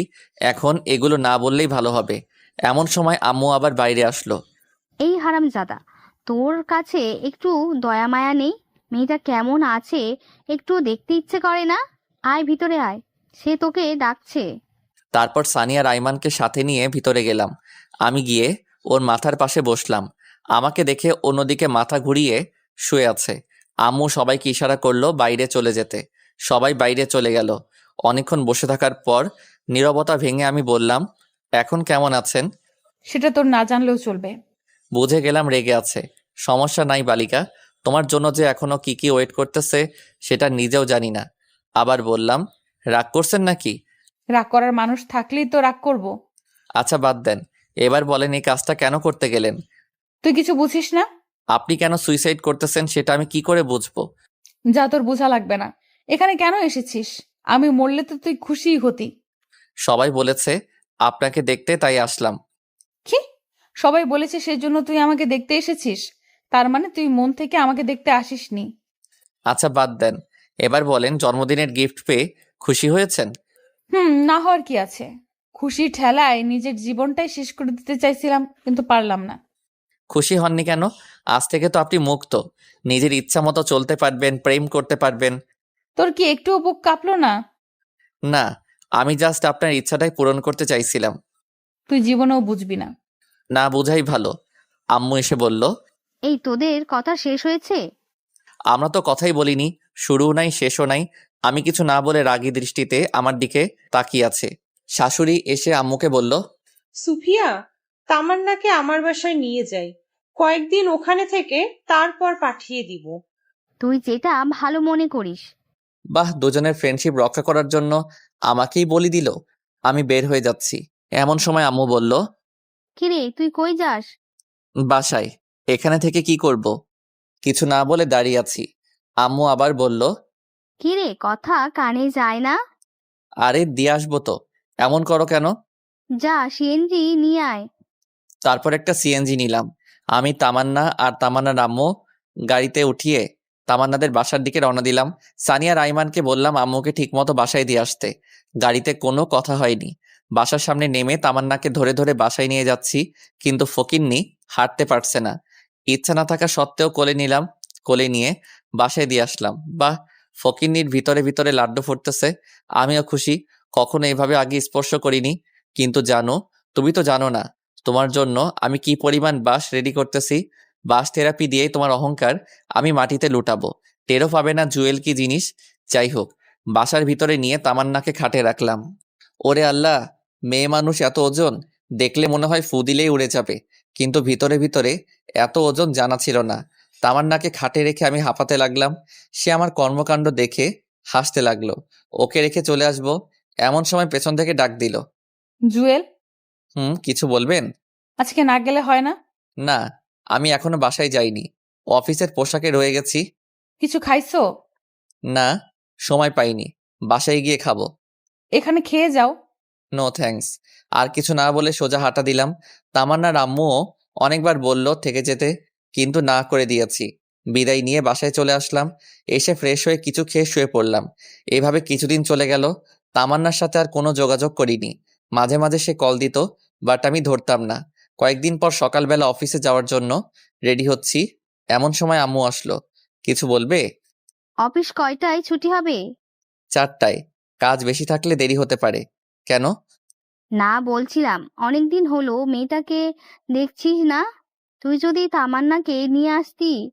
সরি আম্মু, আমি পারবো না। যার দরকার সে নিজেই আসবে। এ কেমন কথা? একা একটা মেয়ে নিজে থেকে কি করে আসবে? যেভাবেই আসুক না কেন, আমি নিয়ে আসতে পারবো না। বেশি দরকার হলে তুমি যাও। যা, তোর যাওয়া লাগবে না, আমার মেয়েকেই আমি নিয়ে আসবো। যা ইচ্ছা করো। আর কোনো কথা না বলে অফিসে চলে গেলাম। বিকালে কিছুক্ষণ আড্ডা দিলাম। একটু রাত করে বাসায় আসলাম। এসে দেখি তামান্না চলে এসেছে। কিছু না বলে রুমে গিয়ে ফ্রেশ হয়ে শুয়ে আছি। তামান্না এসে বলল, ভুলেই গেছো? একটাবার জিজ্ঞেসও করলে না কেমন আছি। মনে রাখার জন্য কোনো চুক্তিপত্র হয়েছে নাকি যে আপনাকে মনে রাখতে হবে? তামান্না মন খারাপ করে বলল, খেতে আসো। আমি খাবো না, বাইরে থেকে খেয়ে আসছি, আপনারা খেয়ে নিন। তামান্না কিছু না বলে চলে গেল। আমি শুয়ে শুয়ে ফেসবুকিং করছি। একটু পর সে আসলো। মনে হয় খাওয়া শেষ। আমার সামনে এসে ঘুরঘুর করতেছে। আপনি কেন এসেছেন? মানে? মানে, আপনি এই বাসায় কেন এসেছেন? আপনার চাওয়া তো আমি পূরণ করে দিয়েছি, আবার কি? তুমি এভাবে কথা বলছো কেন? বললাম তো আগের ঘটনাগুলোর জন্য সরি। এসব সরি টরি বলে লাভ নেই। ডিভোর্স চাইছেন, দিয়ে দিয়েছি। এবার থেকে আপনি আপনার মতো আর আমি আমার মতো। আমি এসব মানি না, আমি আম্মুকে ছাড়া থাকতে পারবো না। যেদিন আম্মু বলবে সেদিন চলে যাব। আমি আর কিছু না বলে শুয়ে শুয়ে মোবাইল টিপতেছি। তামান্না এসে বিছানায় উঠতে লাগলো। এই আপনি কি করছেন? কেন ঘুমাবো না? আপনি হয়তো ভুলে গেছেন, এটা আমার রুম, আমার বিছানা। সো আপনি আমার বিছানায় শুতে পারবেন না। তাহলে কোথায় ঘুমাবো? যেখানে খুশি ঘুমান, বাট বিছানায় পারবেন না। তারপর একটা বালিশ ওর হাতে দিয়ে দিলাম। বালিশ হাতে নিয়ে মন খারাপ করে সোফায় চলে গেল। এবার বুঝো কেমন লাগে। এতদিন আমাকে জ্বালাইছো। আমি অন্যদিকে পাশ কাটিয়ে ঘুমিয়ে গেলাম। মধ্যরাতে কিছু একটা আওয়াজ শুনে ঘুমটা ভেঙে গেল। চোখ খুলে দেখি তামান্না নাক টেনে টেনে কান্না করতেছে। আমি বললাম, এই আপনার সমস্যা কি? এসব ন্যাকা কান্না করার মানে কি? তোমার এত কিছু জানতে হবে না। জানার দরকারও নেই। অন্য কোথাও গিয়ে কাঁদেন, এখানে ঘুমের ডিস্টার্ব হচ্ছে। সকালে আমার অফিস আছে। তামান্না তারপরও কান্না করতেছে। আরেকবার নাক টানা শুনলে লাথি দিয়ে রুম থেকে বের করব। যত সব আজাইরা। দেখলাম তামান্না কিছু না বলে ওয়াশরুমে চলে গেল। আমি মনে মনে ভাবছি, এবার ঠেলা বুঝো জানো, আমি অনেক কষ্ট পাইছি। ভাবতে ভাবতে কখন যে ঘুমিয়ে গেছি মনে নেই। ঘুম থেকে উঠে দেখি তামান্না আমার আগেই উঠে গেছে। আমি গিয়ে ফ্রেশ হয়ে নাস্তা করে অফিসে চলে গেলাম। অফিস করে বাসায় আসার সময় সানি আর আয়মানকে কল দিয়ে আসতে বললাম। ওরা আমার আগেই বসে আছে। কি রে, কি অবস্থা তোদের? এই তো, তোর মতো আর টাকা ইনকাম করতে পারছি না। বেকার মানুষের অবস্থা ভালো করেই জানিস। আচ্ছা আয় ওদিকে গিয়ে বসি। চল। তামান্না কেমন আছে রে? ভালোই, কিন্তু একটা জিনিস আমার মাথায় আসছে না। কি? তামান্নাকে ডিভোর্স পেপার দিলাম, সেটারও কোনো খবর নাই। সে এখান থেকেও যাচ্ছে না। আরে বোকা, যাবে কি করে? সে এখন ফিদা হয়ে গেছে। দোস্ত, যা হয়েছে সব ভুলে যা, এখন সবকিছু ঠিক করে নে, এটাই ভালো হবে। আরে না, তামান্নাকে আরো কিছু শাস্তি দিতে হবে। এই জুয়েল, বল। তামান্না তোকে কলেজের সকলের সামনে অপমান করেছে না, তুইও করবি। কি করে? কি, আপনারা বুঝছেন না তো? গল্প পড়তে থাকেন, আপনারা বুঝে যাবেন। তারপর সানিকে বললাম, দূর ব্যাটা, এটা করা উচিত হবে না। যাই হোক, সে আমার স্ত্রী। আরে বেটা, সমস্যা নেই, পরে আদর করে দিস, সব ঠিক হয়ে যাবে। হা হা হা, হারামি তুই আর মানুষ হলি না। তুই চাকরি করবি নাকি কলেজে যাবি? দুটোই। বসকে বলবো ছুটি দিতে, দিয়ে দিবে। তাহলে ঠিক আছে। এরপর আরো কিছুক্ষণ আড্ডা দিয়ে বাসায় চলে গেলাম। ফ্রেশ হয়ে এসে রুমে শুয়ে রইলাম। সানির বুদ্ধি মোতাবেক মোবাইলটা সাইলেন্ট মোড করে কানে লাগিয়ে কথা বলতে লাগলাম। পাশে তামান্না ছিল। প্রেম করলে যেই রকম রোমান্টিক কথাবার্তা বলে আমিও সেম ভাবে বলতে লাগলাম। তামান্না রাগে ফুলতে লাগলো। আমি অনেক জোরে হেসে হেসে কথা বলছি। অনেক বকাবকি করার পর মোবাইলটা রেখে দিলাম। আসলে কোনো প্রেম করিনি, তাই কথাও খুঁজে পাচ্ছি না। আমি তামান্নাকে দেখিয়ে মোবাইলে একটা কিস দিলাম। তামান্না আমার সামনে এসে দাঁড়ালো। কিছু বলবেন? মেয়েটা কে? তা দিয়ে আপনার কাজ কি? অনেক কাজ। আগে বলো মেয়েটা কে? আমার ভবিষ্যৎ বউ। বাসায় বউ রেখে অন্য মেয়ের সাথে কথা বলতে লজ্জা করে না? বউ মানে কোথায় বউ? কে বউ? তাহলে আমি কে? ভুলে যাবেন না আপনাকে ডিভোর্স দিয়ে দিছি, সো আপনি আমার কেউ নন। মানে কি বলছো এসব? যা শুনেছেন তাই। আর হ্যাঁ, আমার কোনো পার্সোনাল ব্যাপারে আপনি নাক গলাতে আসবেন না। আমি আম্মুর সাথে কথা বলে আপনাকে আপনাদের বাসায় পাঠানোর ব্যবস্থা করছি। জুয়েল, প্লিজ এমন করো না। আগের ব্যবহারের জন্য সত্যি আমি অনেক লজ্জিত। সরি বললাম তো। আমি একটা টান দিয়ে হাতটা ছাড়িয়ে নিলাম। রাগ দেখিয়ে ছাদে চলে গেলাম। ছাদের দরজাটা বন্ধ করে কিছুক্ষণ লুঙ্গি ড্যান্স দিলাম। ফকিন্নি, যখন আমি তোর পিছে পিছে ঘুরতাম, তোর কেয়ার করতাম, তখন আমাকে 2 টাকার দামও দিতি না। এবার বুঝো কেমন লাগে। ছাদ থেকে নিচে এসে খাওয়া দাওয়া করে রুমে গিয়ে শুয়ে পড়লাম। তামান্না যথারীতি বালিশ নিয়ে সোফায় চলে গেল। রাতের বেলা ঘুমটা ভেঙে গেল। তামান্নার দিকে তাকাতেই দেখি গুটি মেরে শুয়ে আছে। চেহারাটা দেখে আবার ক্রাশ খেলাম। ঘুমন্ত অবস্থায় মানুষকে আসলে অনেক নিষ্পাপ মনে হয়। হুমায়ুন আহমেদ বলেছিলেন, যে নারীকে ঘুমন্ত অবস্থায় সুন্দর দেখায় সেই প্রকৃত সুন্দর। তামান্নাও হুমায়ুন আহমেদের ঘুমন্ত নারী। কিছুক্ষণ তাকিয়ে থেকে বুঝলাম তামান্না ঠান্ডায় কাঁপছে। নিজের কাছে খারাপ লাগছে। উঠে গিয়ে কম্বলটা ওর গায়ে জড়িয়ে দিলাম। মোবাইলে টাইম দেখলাম, একটু পর ফজরের আজান দিবে। আর ঘুমালাম না। উঠে উজু করে নামাজ পড়ে বাইরে কিছুক্ষণ ঘোরাঘুরি করলাম। বাসায় এসে দেখি তামান্না মুখ টিপে টিপে হাসছে। মনে হয় কম্বল দেওয়ার কারণে। বালিকা এত খুশি হওয়ার কিছু নেই। জুয়েল কি জিনিস হাড়ে হাড়ে টের পাবা। নাস্তা করে বসে বসে মোবাইল টিপতেছি। এমন সময় আম্মু এসে বলল, কিরে, আজকে অফিস যাবি না? না, ছুটি নিয়েছি। কেন, শরীর খারাপ নাকি? আরে না, অনেকদিন কলেজে যাই না, আজকে যাব। আর আমার একটু কাজ আছে। তামান্নাও পাশে ছিল। তামান্না আম্মুকে বলল, আম্মু, বলছিলাম কি, আমিও তো অনেক দিন কলেজে যাই না। লেখাপড়াটাও ভালোভাবে হচ্ছে না। আজকে গেলে কোনো সমস্যা হবে? আরে না, কিসের সমস্যা? যা, তুইও কলেজে যা। ধন্যবাদ আম্মু। এই জুয়েল, বলো। তামান্নাকে সাথে করে নিয়ে যা। সরি, আমি পারবো না। যে যার মতো যাবে। পারবি না মানে? মেয়েটা একা একা কি করে যাবে? যেভাবে খুশি যাক, বাট আমি নিয়ে যেতে পারবো না। আম্মুকে আর কোনো কিছু বলতে না দিয়ে আমি রুমে চলে গেলাম। গিয়ে রেডি হয়ে তামান্নার আগে চলে গেছি। আমি, সানি, আইমান আর ইতু বসে আছি। তামান্না আসছে দেখে সানি বলল, এই মামা আসতেছে, শুরু কর। কে আসছে? আরে বেটা, তোর সিনিয়র বউ আসতেছে, শুরু কর। আমি এবার ইতুর হাতটা ধরে বসে হেসে হেসে কথা বলছি। ইতুও প্ল্যান মোতাবেক আমার হাত ধরে আছে। তামান্না এটা দেখে তোর আগে লাল হয়ে গেল। আমার দিকে আর না তাকিয়ে উপরের তলায় চলে গেল। আমরা সবাই হাসতে হাসতে শেষ। ক্লাস করিনি, ওখানে বসে আছি। দেখলাম তামান্না উপর থেকে বারবার আমার দিকে তাকাচ্ছে। আমিও খুব সুন্দর করে অভিনয় চালিয়ে যাচ্ছি। 2 ঘন্টা চলে যাওয়ার পরে তামান্না আর ওর কয়েকটা বান্ধবী মিলে আমাদের কাছে আসলো। সানি আর আইমান একসাথে গান গাইতেছে। আমার এই বাজে স্বভাব কোনোদিন যাবে না। একটা সিনিয়র মেয়ে এসে বলল, কানের নিচে যখন কয়েকটা পড়বে তখন সব রকমের বাজে অভ্যাস চলে যাবে। আপু আসসালামু আলাইকুম, ভালো আছেন? হুম, ক্লাস না করে এখানে কি পাখি দেখি। বাদরামি করস? এখানে পাখি আসবে কোত্থেকে?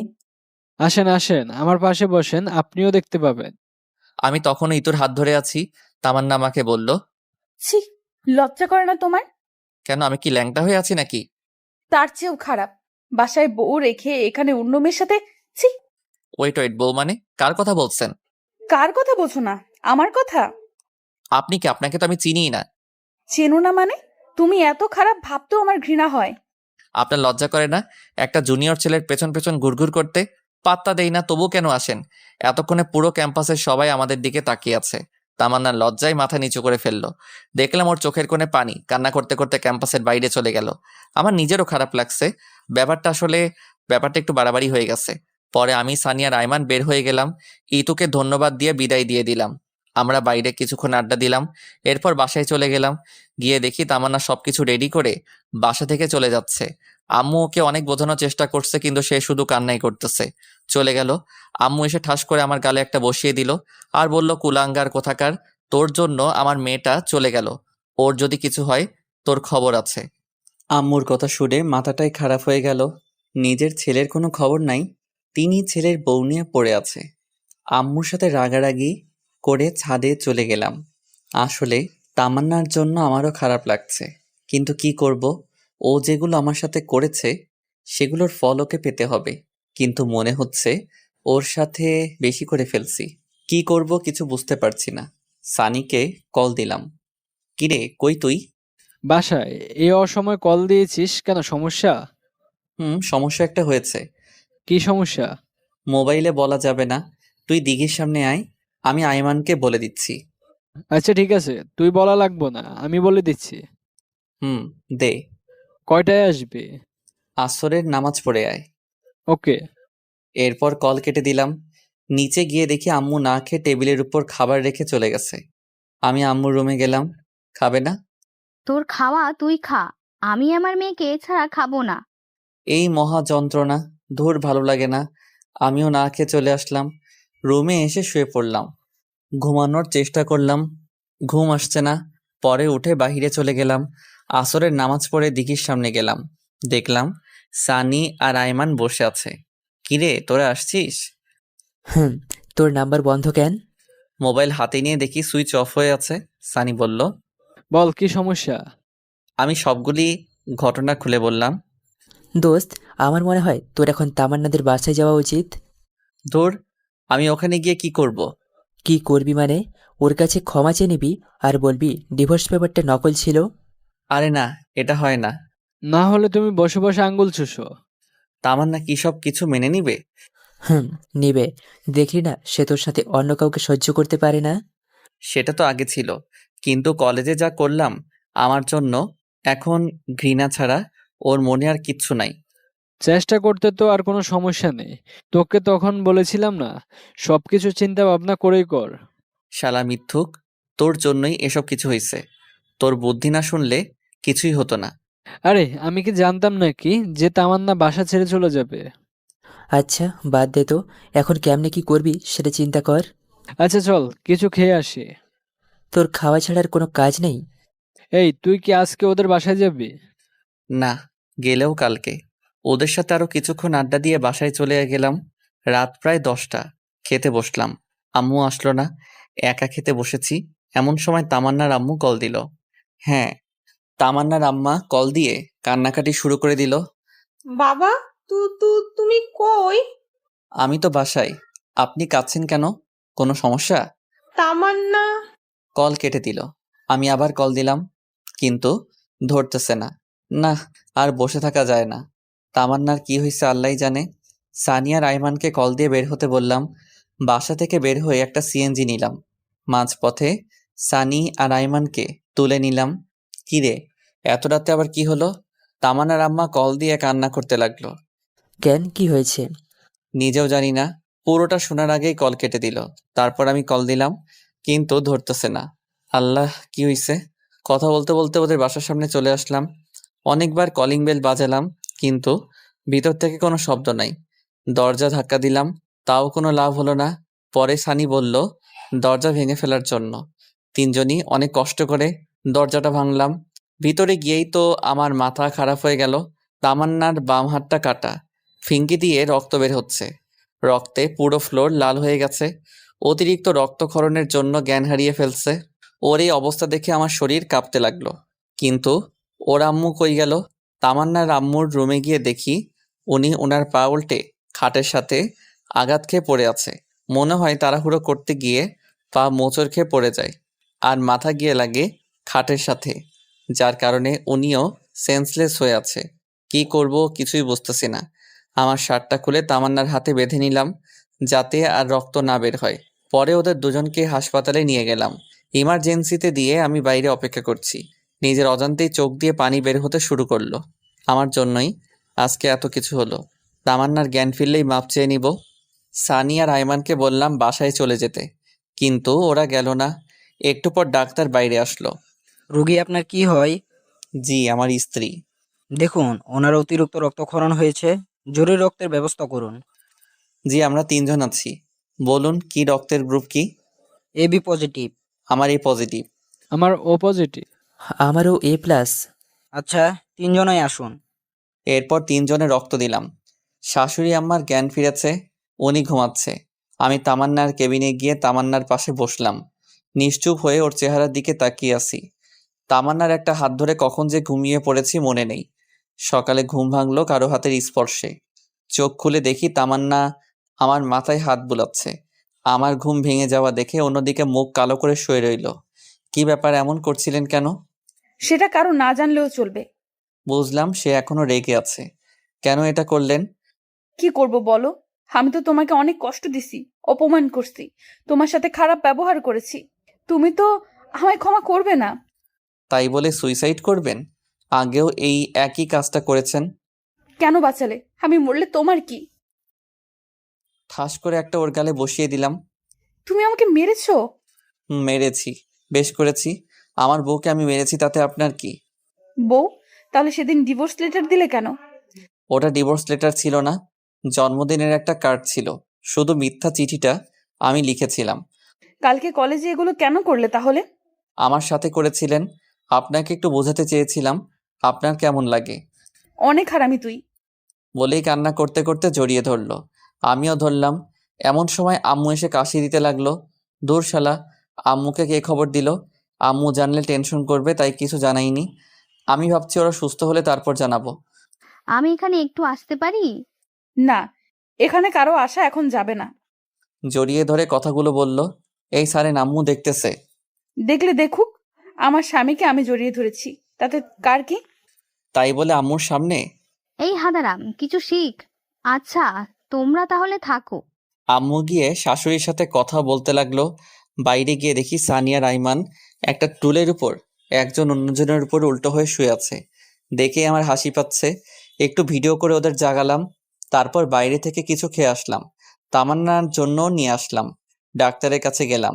আমরা কি ওদের বাসায় নিয়ে যেতে পারবো? আপনার শাশুড়িকে নিয়ে যেতে পারবেন, উনি সুস্থ আছে, কিন্তু আপনার ওয়াইফকে আরো 2 দিন থাকতে হবে। আচ্ছা ঠিক আছে। এরপর আম্মুর কাছে গেলাম। আম্মু, কিছু বলবি? ডাক্তার বলেছে বাসায় যেতে। তো চল। আর এখানে থেকে কি করব?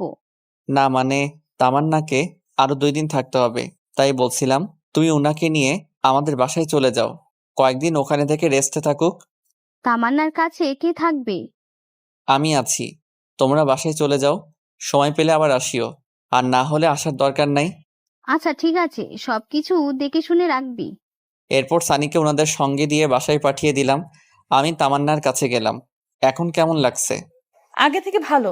এই শোনো, বলেন। আমি না একজনকে অনেক ভালোবাসি। কাকে? আমার এই জুনিয়র বরটাকে। আমি কিছু না বলে অন্যদিকে তাকিয়ে হাসতেছি। সে হঠাৎ করে আমার মুখটা ওর কাছে নিয়ে গিয়ে একটা ভালোবাসার স্পর্শ এঁকে দিল। তারপর বলল, এই, আমাদের তো বাসর হয়নি, চলো না আজকে আমাদের বাসরটা করে ফেলি। ডাক্তার আপনাকে আরো 2 দিন এখানে থাকতে বলেছে। আগে সুস্থ হন, তারপর দেখা যাবে। এইভাবে রোমান্টিকভাবে 2 দিন চলে গেল। আমি তামান্নাকে নিয়ে বাসায় আসলাম। গাড়ি থেকে নেমে তাকে বললাম বাসায় আসতে, কিন্তু সে না এসে দাঁড়িয়ে আছে। কি ব্যাপার, দাঁড়িয়ে আছেন কেন? আসুন। কেউ যদি কোলে করে নিয়ে যায় তাহলে যাব। বুঝলাম আমাকে বলছে, তাই আর দেরি না করে ওকে কোলে নিলাম। সে আমার গলা জড়িয়ে ধরে আছে। বাসায় নিয়ে গিয়ে রুমে শুয়ে দিলাম। তারপর আমি উঠে চলে যাচ্ছি। এমন সময় সে আমার একটা হাত ধরে টান দেয়। আমি নিজেকে স্থির রাখতে না পেরে সোজা ওর গায়ের উপর গিয়ে পড়ি। এটা কি করলেন? আমার বরকে আমার যা ইচ্ছা তাই করব, তাতে তোর কি? আমার কি দেখামো? দেখা। এই বলে যেই তামান্নার মুখটা ধরবো, সেই সময় সানি রুমে চলে আসলো। মামা, আদর পরেও করতে পারবা, এখন একটু বাইরে আসো। শালা, তুই আর আসার সময় পাইলি না? তামান্না লজ্জায় অন্যদিকে তাকিয়ে আছে। এরপর আমি বাহিরে গেলাম। বল, এই অসময় তুই কেন ডেকেছিস? তোর জানতে হবে না, 5,000 টাকা দে। এত টাকা দিয়ে কি করবি? তোরে দিতে বলছে, দিয়ে দে, এত কথা বলিস কেন? কিন্তু আমার কাছে তো এত টাকা এখন নাই। হাসপাতালে খরচ হয়ে গেছে। আচ্ছা ঠিক আছে, তোর দেওয়া লাগবে না। বিকালবেলা দিঘির পাড়ে আসিস, আড্ডা দেবো। আচ্ছা ঠিক আছে। এরপর সানিয়া রাইমান চলে গেল, আমি গোসল করে আসলাম। তামান্নাকে খাইয়ে দিলাম, খাওয়া দাওয়া করে সে শুয়ে রইল। বিকেলবেলা আমি বাসা থেকে বের হলাম, দিঘির ওখানে গেলাম। সানি আর আইমানকে কল দিলাম, তারাও আসলো। এরপর অনেক রাত পর্যন্ত আড্ডা দিলাম, ঘুরলাম, মজা করলাম। রাত 9টার সময় আইমান বলল, দোস্ত, আমার জরুরি কাজ আছে, আমাকে যেতে হবে। আমার অনেক কাজ, আমিও যাই। আচ্ছা ঠিক আছে, তোরা তাহলে যা, আমিও চলে যাচ্ছি। বাসায় গিয়ে দেখলাম আম্মু, তামান্না আর তামান্নার আম্মু বসে বসে টিভি দেখছে। আমিও গিয়ে ওদের সাথে বসলাম। তারপর খাওয়া দাওয়া করে রুমে গেলাম। তামান্না আমার আগে গিয়েই বসে আছে। আমি কি আজকেও সোফায় থাকবো? মাথা ফাটিয়ে দেবো আর একবার সোফার কথা বললে। তো মহারানী কোথায় থাকবো তাহলে? আমি সাথে। এই শোনো। বলেন। এই, ওই বলেন কি বলবা বলো। আজ থেকে আপনি করে বলবা না, তুমি করে বলবা। ওকে বলো, কি বলবে? বলছিলাম কি, আমাদের তো বাসর হয়নি, চলো না বাসর ঘরটা করে ফেলি। কোনো আয়োজন ছাড়া বাসর হয় নাকি? আজকে ঘুমান, বাসর করা লাগবে না। ওই লাগবে না মানে 100 বার লাগবে। তারপর সে উঠে আলমারি খুলে একটা ব্যাগ আমার হাতে দিল। কি এটাতে? শেরওয়ানি। এটা পরে ঠিক 2 ঘন্টা পর রুমে আসবা, আমি বেনারসি পড়তেছি। 2 ঘন্টা পর কেন? সেটা এলেই বুঝতে পারবে। যাও এখন। কোথায় যাব? এখানেই পড়ে নেই। মার খাবা নাকি যাবা? আচ্ছা ঠিক আছে, যাচ্ছি। তারপর আমি রুম থেকে বের হয়ে ছাদে চলে গেলাম। সানি আর আইমানকে কল দিলাম কি করব তা জিজ্ঞেস করার জন্য, কিন্তু 2 শালা একসাথে মোবাইল অফ করে রাখছে। ছাদে গিয়ে শেরওয়ানি পরে নিলাম। কিরকম জামাই জামাই একটা ভাব চলে আসছে, সেই বিয়ের দিনের মতো। আজকে যেন সময়টা কিছুতেই যাচ্ছে না। 1 ঘন্টা 45 মিনিট ছাদে থাকার পর কেমন যেন বিরক্ত লাগছে। নিচে চলে যাব, এমন সময় সানি আর আইমান উপরে আসলো। কি মামা, এত তাড়া কিসের? আস্তে ধীরে যাও। কিরে, তোরা এত রাতে এখানে আসলি কি করে? আর বলিস না, কাজ করতে করতে একেবারে শেষ। এত রাতে কি কাজ করছিস তুই? আরে বেটা, তোর বাসর সাজাইছি। কি এত কিছু করছস, অথচ আমি জানি না? সবকিছু জানতে হয় না। তোদের এসব কে করতে বলেছে? কেউ না, আমি সানি আর তোর সিনিয়র বউ মিলে এসব করেছি। এগুলো আরো আগে করার কথা ছিল, কিন্তু যেই দিন করবো ভাবছিলাম সেই দিন তামান্না বাসা ছেড়ে চলে যায়। তাই বলে তোরা আমাকে একটিবার জানাবিও না? আচ্ছা বাদ দে, আয় কিছুক্ষণ আড্ডা দেই। আড্ডা সারা জীবন দিয়েছি, পরেও দেওয়া যাবে। তোর সিনিয়র বসে বসে তোর জন্য ওয়েট করছে, যা তাড়াতাড়ি ভেতরে যা। আচ্ছা ঠিক আছে। এই শোন, বল। সিনিয়র তো পূরণ হয়ে গেছে, এত লজ্জা শরমের কাজ নেই। গিয়ে বিড়াল মেরে ফেলবি, পরে উল্টো হয়ে শুয়ে পড়িস। হারামজাদা, তুই আর ঠিক হবি না। আচ্ছা তোর পাশের রুমে গিয়ে ঘুমা, রাত অনেক হয়েছে। আচ্ছা ঠিক আছে, যা। এরপর রুমের সামনে গেলাম, কেমন যেন ভয় লাগছে, সাথে লজ্জাও। কিছুক্ষণ আগেও তো তামান্নার সাথে কথা বলে আসলাম, এখন আবার লজ্জা লাগছে কেন? ধুর, যা হওয়ার হবে। আগে একবার ভিতরে যাই। এরপর 1 কেজি সাহস নিয়ে দরজাটা খুললাম। দেখলাম তামান্না লম্বা একটা ঘোমটা দিয়ে বসে আছে। আমি যাওয়ার পর উঠে আসলো, এসে আমার পা ছুঁয়ে সালাম করতে যাবে, এমন সময় আমি ওর হাত ধরে ফেললাম। আরে আরে, কি করো? কি করছি দেখতেছো না? সালাম করতেছি। আরে, জুনিয়রদের সালাম করতে হয় না। কে বলেছে জুনিয়র? 1 বছর ওটা কোনো সমস্যা না, আর স্বামী হিসেবে তুমি সব সময় উপরেই থাকবে। ওকে মহারানী, বুঝলাম, কিন্তু আপনাকে আমার পা ধরতে হবে না, কারণ আপনার জায়গা আমার পায়ে নয়, বুকে, বুঝছেন? বুঝলাম। এবার চলেন। কোথায়? ছাদে। এত রাতে ছাদে কেন? চাঁদ দেখবো। চলো ছাদে চলো। ওকে চলো। এভাবে যেতে পারবো না, তো কিভাবে যাবে? আমাকে কোলে করে নিয়ে যেতে হবে। ওরে আল্লাহ, কি বলো এসব? নিয়ে চলো, না হলে সোফায় থাকতে হবে। কি আর করা, হাতিটাকে কোলে নিয়ে ছাদে গেলাম। ওরে কোল থেকে রেখে আমি হাঁপাতে শুরু করলাম। ওরে আল্লাহ, একটা মানুষ এত ওজন হয় কেমনে? এইটুকুতে এই অবস্থা?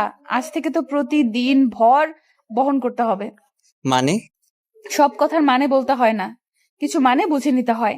চলো একটু হাঁটি। কিছুক্ষণ হাঁটাহাঁটির পর ছাদের কোনায় গিয়ে বসলাম। তামান্নাও আমার পাশে বসলো। আমি উপরের দিকে তাকিয়ে চুপ হয়ে বসে আছি। ওই কি ভাবছো? আল্লাহ আমাকে পরীক্ষা দিয়েছে, সেটার কি অ্যান্সার দিব সেটা ভাবতেছি। কি পরীক্ষা? আল্লাহ আমাকে 2টা চাঁদ দিয়েছে, একটা উপরে জ্বলতেছে আর একটা আমার পাশে। এখন বলতেছে কোন চাঁদটা আমার জন্য গুরুত্বপূর্ণ। কোনটা? উপরেরটা তো। রাতের আকাশে আমার সাথে থাকবে, কিন্তু দিনের বেলায় থাকবে না, কিন্তু পাশেরটা সবসময় থাকবে। কিন্তু কথা হচ্ছে যদি কখনো পাশে থাকা চাঁদটা চলে যায়, তাই ভাবছি কোন চাঁদটা আমার জন্য গুরুত্বপূর্ণ।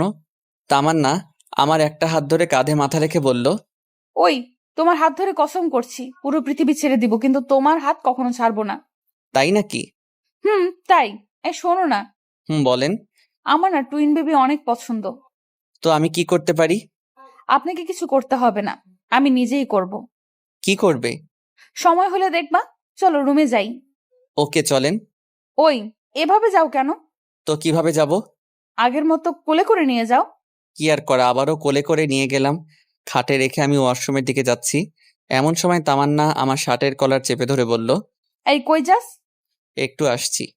টুইন বেবির কথা বলছি যে ভুলে গেছো? এ কথা বলেই একটা টান দিয়ে খাটে ফেলে দিল।